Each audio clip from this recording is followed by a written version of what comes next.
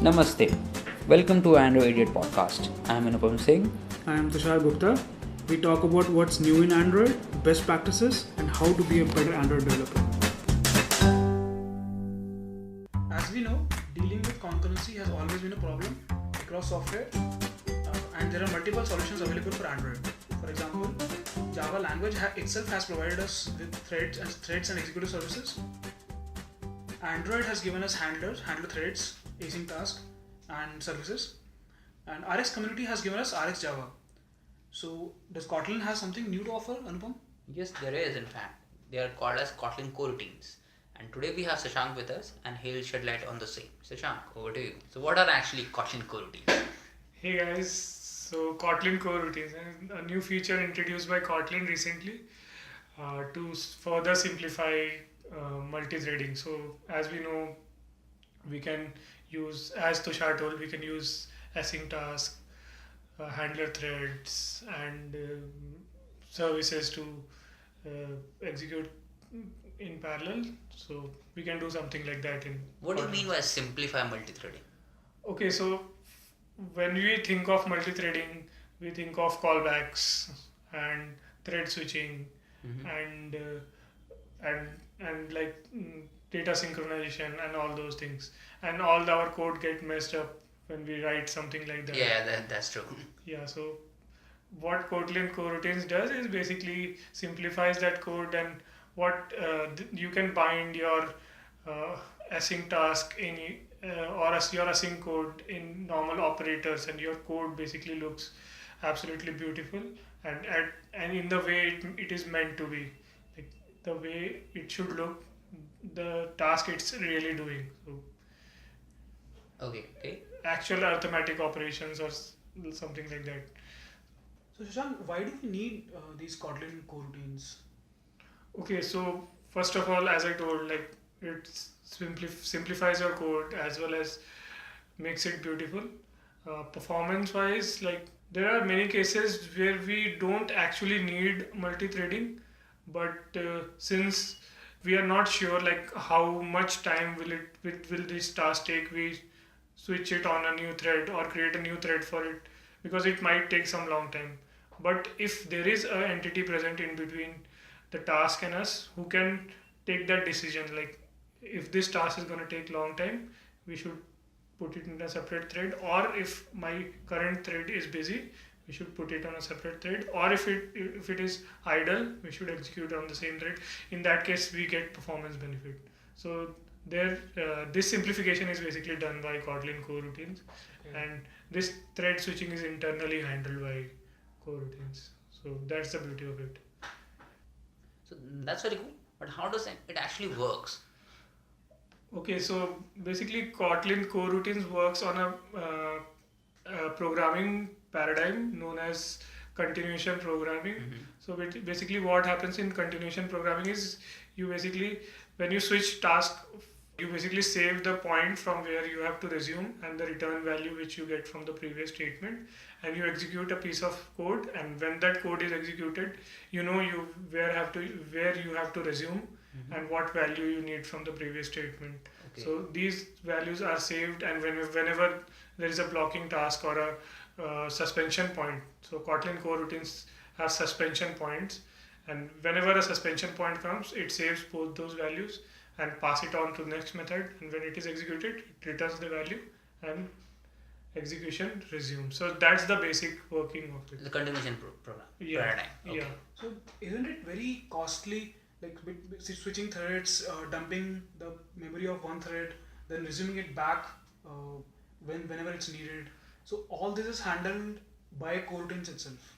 Okay, so when we have to switch threads, then like we have to save all those things like stacks, registers, program counters. Yeah, there is a lot. Yeah, exactly. So but when you are just switching the context in continuation programming, you're not switching the threads exactly, you just need the statement where you have to resume and the return value. So Kotlin Coroutines knows that you are not switching the thread actually, you just needs that point where you need to resume, because all the registers and all those things are same. You just need that resume point, so you can just resume from there only. Okay, so Shashank, can you describe what are the basic components that are underlining working in Kotlin coroutines? Okay, so when we think of multi-threading, first we have to decide what strategy are we going to take. Like, are we going to execute on a single thread, or we are going to execute on a multi-thread, or basically how we are going to select a thread to execute our code. So first component is that strategy known as dispatchers. So how your block is going to dispatch on a thread. So first component is dispatchers, second is your job. So when you have started executing your job, you might need results sometimes, or you might need to pause your job, or you might need to cancel your job. So the job is basically executable code with certain actions which you can take on them. So that is job. Then there is launch types. So when you have decided that you are going to execute this task on this thread, then then the question arises is like, when you are going to execute the task, do you want to execute immediately, do you want to execute after some times, is your task uninterruptible, like it's going to execute in single go, it cannot be paused in between, so that is an atomic task. So this is launch types, the third, and fourth is your executable block which you are going to pass to execute your task. So what is the difference between the job and the executable block? Yeah, so action. So block is just a piece of code which is going to execute. Actions is the ability to pause it, cancel it, or start it. So all those things Okay. with the block is job. Okay. So Shashank, does execute block is somewhat similar to runnable which we have in Java? Exactly. So runnable is nothing but an interface which provides a Yes. method. Yeah, exactly, something like that. Yes. And also, Shashank, I'm still a bit unclear about dispatchers. How does it? What exactly is a dispatcher? Okay, so dispatcher you can think of is like how you are going to execute your job. So basically dispatcher provides you a few methods like dispatch. So what dispatch does is provide, it tells you that like this job is ready to execute, how you are going to execute it. So let's take an example of thread pool executor or executor service with a thread pool. So you have got a task in dispatch method and now you want to execute on that thread pool. So you will say thread pool dot execute this task. Okay. So if you are on a handler thread in Android, for example, then you will create a handler of that thread and then post a runnable with that function or that job executing there. Okay. So basically you need to configure how your job is gonna execute on particular thread or the set of thread. Okay. And based on circumstances, coroutines will execute that, will call that dispatch method whenever necessary. Okay, then that's cool.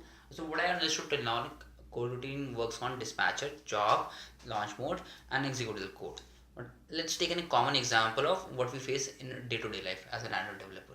What normally happens is there are two API calls, both works in async, and we have to wait for one and both of them to show some result. That's a very common case, right? How would we solve this with Kotlin coroutines? Like waiting for two jobs is like extremely easy to handle in Kotlin coroutines. Is it so? Yeah, exactly. So you can just wait for both of the results and combine those results using an operator on any functions you need them to combine with. So what you're saying is I don't need to make a say local boolean and say wait for it to and turn them true and false and finally get a result or show some progress bar. No, actually not. So you might have heard keywords like await and join in other languages. So it works similarly. So as I said, jobs are actionable executable blocks. So you can wait for their result, and when you get the results, they are like basic your models. So you can manipulate it in any way. So you can just write job1.await plus job2.await and then combine their results. So your code basically will wait for both their results and then perform the add operation there and then give you the basic model result.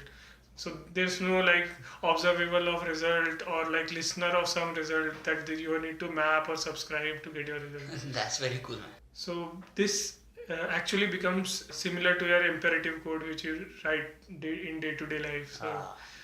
So This is nice. so Very if nice. if any third person comes along, we will like exactly in the first look you will get it what actually is happening here.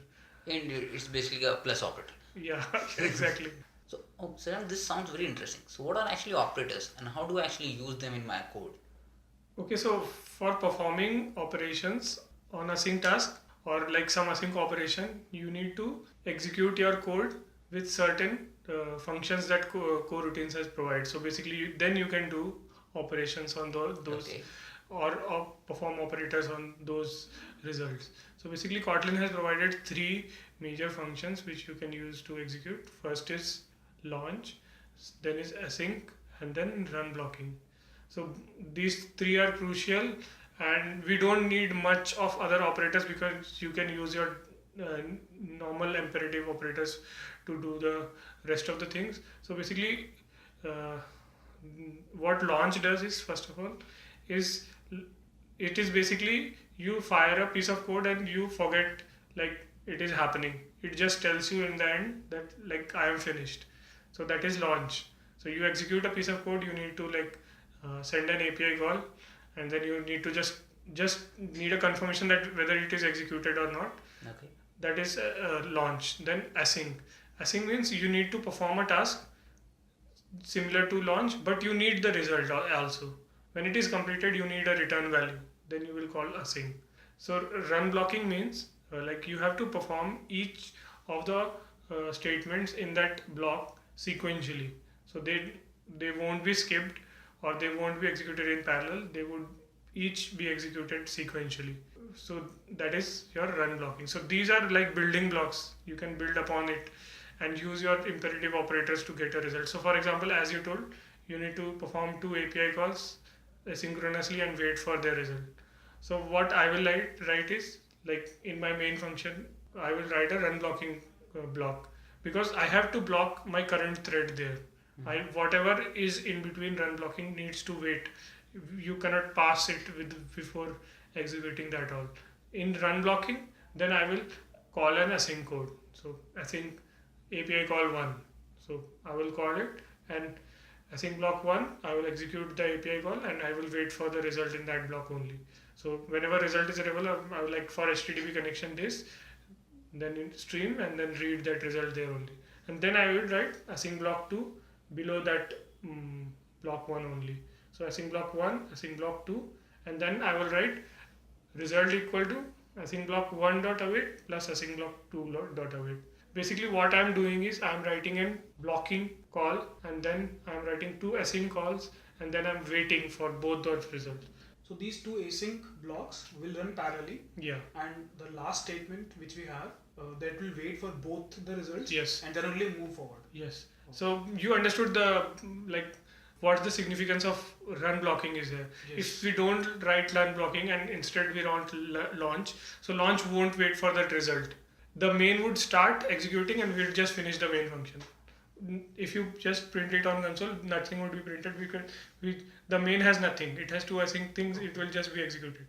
If we write run blocking, then only it's going to block the current thread and wait for both the operations or that block completely. So launch is basically handing over your work to someone else and forgetting about it. Yes. Right? And run blocking is waiting for the person to come back with the result. Yes, exactly. Okay, Shashank.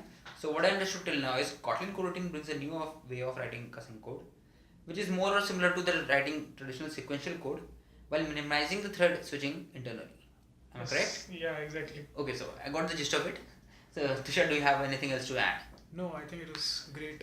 So it was a great introduction to Kotlin Coroutine, I guess. And I guess we'll deep dive more with you on Kotlin Coroutines in our future episodes. Sure. Let's see what coroutine brings along because it still is experimental. We might have seen some new things in the next talk also. Thanks, Shashank. That was a great session. It was a pleasure having you. Cheers. Cheers.